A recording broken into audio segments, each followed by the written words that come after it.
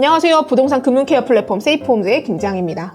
이제 막 대학교를 졸업하고 중소기업에 들어가시는 분들 또는 이미 이제 전세에 살고 있는데 좀 더 낮은 금리로 들어가려고 전세대출을 알아보시는 분들, 이제 중소기업 청년 전세대출, 즉 줄여가지고 중지청 전세대출이라고 하죠.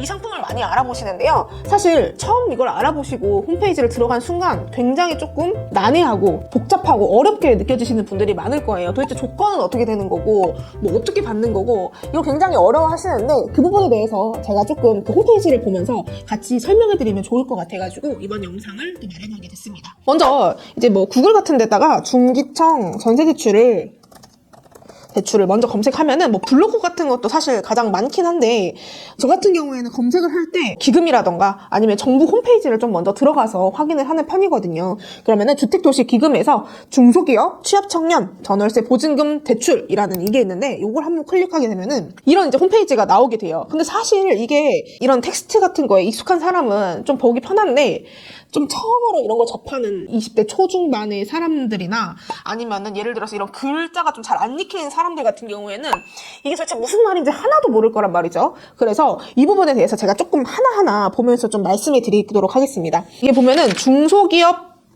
취업한 청년들에게 저리로 전월세 보증금을 대출해 준다는 거잖아요. 이제 여기는 이제 조금 패스해 볼게요. 여기 밑에서부터 조금 읽어보려고 할게요. 자, 대출 대상이라고 나와 있어요. 대출 대상에는 주택 임대차 계약을 체결하고 임차 보증금의 5%를 지불한 자라고 나와 있어요. 그게 뭐냐면은 이 대출 받으려면은 네가 이미 계약을 체결해야 된다는 소리예요. 그러니까 계약서를 작성을 해야지만은 전세 대출을 해주겠다는 뜻인 거거든요. 아, 그러면은 이미 가계약서라는 걸 사실 우리가 먼저 작성을 해놓은 상태여야 되긴 해요.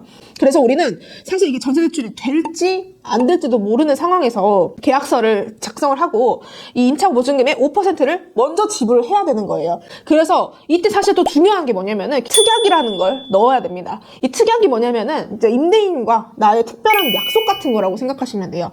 그래서 이제 계약서가 이렇게 쭉 있잖아요. 계약서가 있으면 이제 하단에 보면은 특약 사항 이렇게 좀 나와 있어요. 이 특약 사항에는 예를 들어서 임대인 또는 그러니까 내가 들어갈 집의 사유로 인해서 중기청 대출이 불가할 시에는 계약금과 보증금을 모두 돌려받는다와 같은 특약을 넣는 것이 반드시 필요합니다. 자, 세대주가 대출 접수일 현재 민법상 성년 또는 만 34세 이하의 세대주 및 세대주 예정자라고 되어 있어요. 자, 여기서 또 헷갈려 하시는 분들이 있는데요. 예를 들어서 나 지금 우리 부모님 밑에서 내가 살고 있어서 내가 세대주가 아닌데 저 중기청 신청할 수 있나요? 이렇게 물어보시는 분들이 좀 많아요. 지금 내가 부모님 밑에 있다 하더라도 내가 이사갈 전셋집의 세대주가 나면은 됩니다. 그리고 여기 이제 세대주를 포함한 세대원 전원이 무주택자여야 해요. 그래서 만약에 이사를 갔어요. 중기청을 받아가지고 이사를 갔는데 뭐 예를 들어서 뭐 세대원이 있을 거 아니에요? 세대원도 무주택자여야지만 이 전세대출이 가능합니다. 뭐 당연히 이제 전세대출 같은 경우에는 중복대출은 안 돼요. 예를 들어서 내가 이거 중기청도 받고 뭐 카카오뱅크도 받고 전세대출은 2개 이상은 불가능하다. 요거는 이제 기본적으로 좀 알고 계시면 될 것 같고요. 그럼 여기서 또 추가로 또 물어보는 게 있어요. 뭐냐면은 나 사실 뭐 중기청으로 해봤자 뭐 80%? 뭐 100% 나오는 경우도 있긴 하지만 뭐 이사 비용이라던가 이런 거 해가지고 사회초년생이다 보니까 모아둔 돈이 많지 않은 경우가 되게 많거든요. 그러면 이제 전세대출을 2개 이상을 받을 수가 없으니까 예를 들어서 뭐 80% 된다고 했을 때 뭐 1,000만 원이나 2,000만 원은 뭐 어디서 구해요? 이렇게 물어보시는 분들이 있는데 그건 그냥 신용대출 받으면 됩니다. 그리고 뭐 정말 돈이 없다 하면은 중기청 100짜리를 들어가면 되는데 이 중기청 100이 뭐냐 80이 뭐냐 이런 거는 이따가 조금 더 뒤에 설명해 드리도록 하겠습니다. 자, 여기 보면 소득이 5천만 원 이하인 자입니다. 그래서 뭐 전년도 소득이 됐든 소득을 증빙을 했을 때 연봉 5천만 원 이하 뭐 이렇게 된 사람들만 중기청을 받을 수 있다고 보면 됩니다. 그래서 자산은 소득이야 그렇다 쳐도 2024년도 기준으로는 3억 4,500만 원 그 이상이면은 전세대출을 좀 받기 힘들다라고 보시면 됩니다. 그리고 이제 뭐 신용도 같은 경우에는 막 그런 질문들도 되게 많이 와요. 저 뭐 대출 기대출 500만 원 있는데 중기청 가능할까요? 저 기대출 뭐 1,000만 원 있는데 중기청 가능할까요? 좀 이런 질문들도 많은데 연체나 대위 변제, 뭐 부도 이런 게 아닌 이상은 사실 사회초년생 중기청 같은 경우에는 결국에는 보증서 기반의 대출이기 때문에 그런 소액 대출 가지고는 중기청 같은 경우에는 좀 더 쉽게 얘기하면은 집이나 또는 임대인을 조금 더 보는 거라고 보시면 돼요. 그래서 내가 뭐 한 500만 원, 뭐 200만 원 정도의 대출이 있다고 하면은 크게 이제 걱정하지 않고 신청을 넣어볼 수 있다라고 보시면 됩니다. 그럼 여기서 또 중소기업이 뭐냐라고 또 이제 나와 있어요. 중소기업이 뭐냐면은 대출 접수를 기준으로 중견 기업까지는 가능하다입니다. 내가 소속한 기업이 대기업이나 또는 사행성, 뭐 예를 들어서 도박하는 데거나 공기업 이렇게 해당이 되게 되면은, 또는 내가 공무원일 경우에는 중기청은 또 해당이 안 됩니다. 그래서 뭐 이제 중견 기업의 이제 기준 같은 경우에는 그냥 회사 선임한테 물어보면은 우리 회사는 뭐 대기업인가요? 이렇게 물어보면은 뭐 뜻도 없는 소리 하지 말아요. 약간 이렇게 또 대답을 할 거예요. 그러면 그때는 이제 중기청을 신청하면 됩니다. 또한 청년 창업자도 중기청에 신청을 할 수가 있습니다.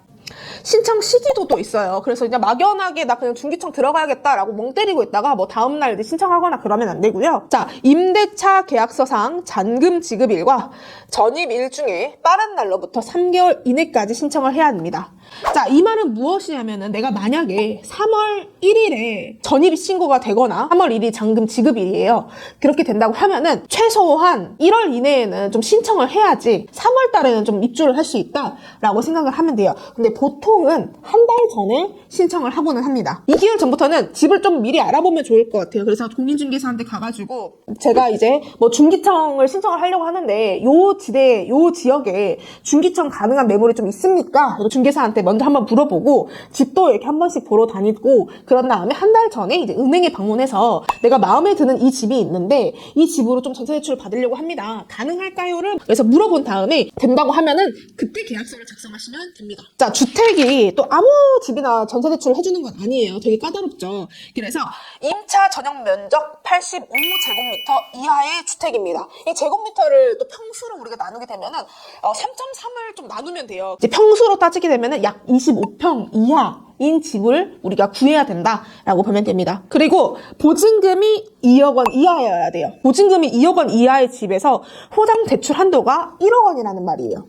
그러면 이게 무슨 뜻이냐면은 최대 이 집의 전세 보증금은 2억 원이어야 되고, 2억 원일 때 우리 중기청에서는 1억 원까지 대출해줄게 이 말이거든요.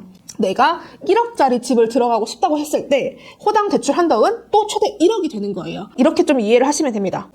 그리고 대출 비율이라는 게 또 있게 되는데요. 이 대출 비율은 뭐냐면은 아까 호당 대출 한도가 1억이잖아요. 그럼 1억에 대해서 우리가 1억을 전부 다 빌려줄 것이냐, 그리고 아니면은 80% 8천만 원만 빌려줄 것이냐, 이거를 또 뜻하게 되는 거거든요. 그렇게 됐을 때 사실상 중기청 100% 매물은 우리 전세 구하는 사람들 입장에서는 되게 희귀한 매물이다 라고 볼 수 있어요. 여기 뭐 보면은 이제 되게 뭐 어렵게 나와 있어요. 밑에 보면은 막 어떤 집이 되냐 안 되냐, 어떤 집이 100%고 어떤 집이 80%냐, 이렇게 되게 어렵게 나와 있는데 그냥 단순하게 생각을 해가지고 이 집에, 이 내가 들어가려고 하는 집에 융자, 즉 빚이 있다 라고 하면은 80%만 대출된다라고 보면 되고, 그 다음에 이 집에 빚이 없고 등기부등본이 너무 깨끗하고 임대인이 빚도 하나도 없다라고 하면은 이제 100%가 대출된다고 보면 됩니다. 근데 우리가 들어가려고 하는 다가구의 경우에는 빚을 하나도 안 가지고 가는 경우는 거의 없다고 보면 돼요. 그래서 중기청 100%가 좀 어렵다라고 생각을 하면 됩니다.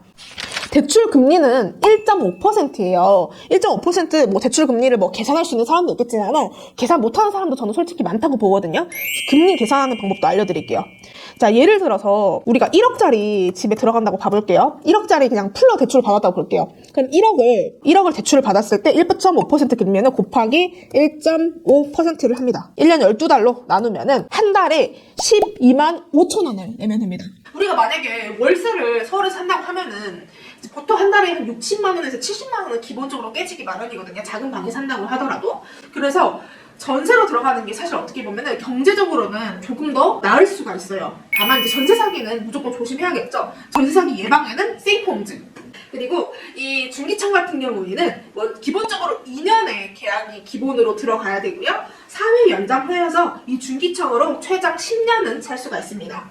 하지만 여기도 주의할 거는 뭐냐면요, 이 중기청 전세 제도는 평생에 단 한 번밖에 기회가 주어지지 않습니다. 그래서 여러분들이 만약 지금 만 34세 이하라면은 이 조건을 사실 놓칠 이유는 없는 거죠. 이 중기청 상환 방법은 일시 상환으로 보면 되고, 이 담보는 제가 아까 앞전에 말했는데 이렇게 기금의 전세 대출 같은 경우에는 보증서 기반의 전세 대출이에요. 사실 은행이 사회초년생 여러분을 뭘 보고 대출을 해주겠어요. 뭐 여러분이 뭐 신용도가 굉장히 뭐 높다는 것도 아니고 돈을 엄청 많이 버는 것도 아닌 뭐 엄청난 뭐 대기업에 들어간 직장인도 아닌데, 그래서 여기 나와 있는 한국주택금융공사의 전세대출 보증서, 그리고 주택도시보증공사의 전세금 안심대출 보증서, 이걸 보고 여러분들에게 대출을 해주는 거예요. 그래서 보증서에 돈도 나간다. 여기는 그냥 어려우니까 슉 지나갈게요. 여기서 인지세는 고객과 은행이 각각 50%를 부담한다. 그러면 예를 들어서 은행에 갔을 때 이제 은행에서 뭐 이런 돈 주세요 했는데 왜 내야 해요 내가, 이런 말은 굳이 할 필요는 없겠죠.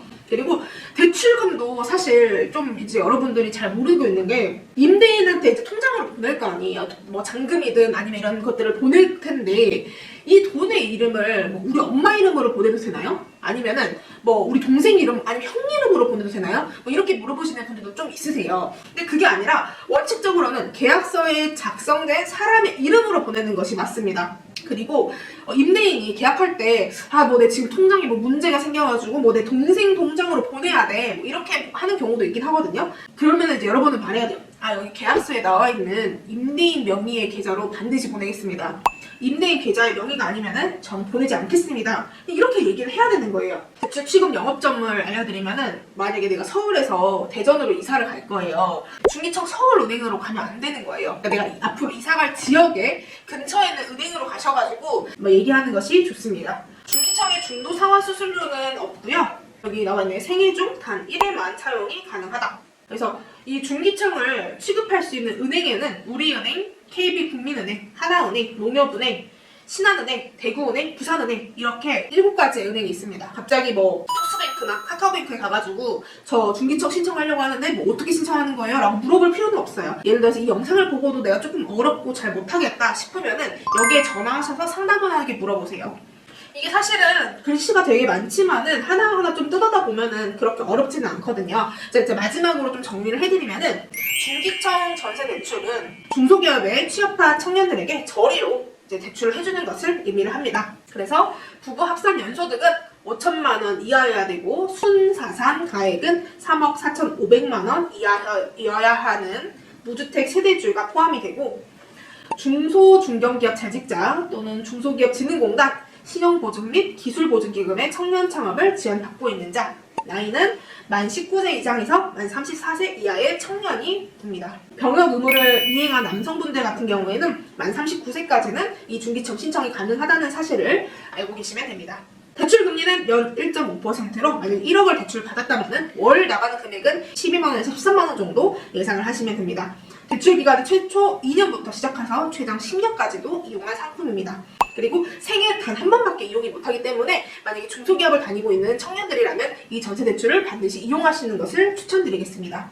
그리고 전세대출을 받기 전에, 그리고 가계약서를 쓰기 전에 전세 사기 너무 걱정되잖아요. 세이프홈즈에서는 집 주소와 보증금만 입력하면 단 10초 만에 권리 분석을 해드립니다. 그래서 권리 분석 리포트를 임차인분들이 알기 쉽게 알려드리기 때문에 여러분들은 사실 이 중기청 전세 계약하기 전에 세이프홈즈를 무조건 사용해 보셔야 합니다. 지금까지 부동산 금융기업 플랫폼 세이프홈즈였습니다. 감사합니다.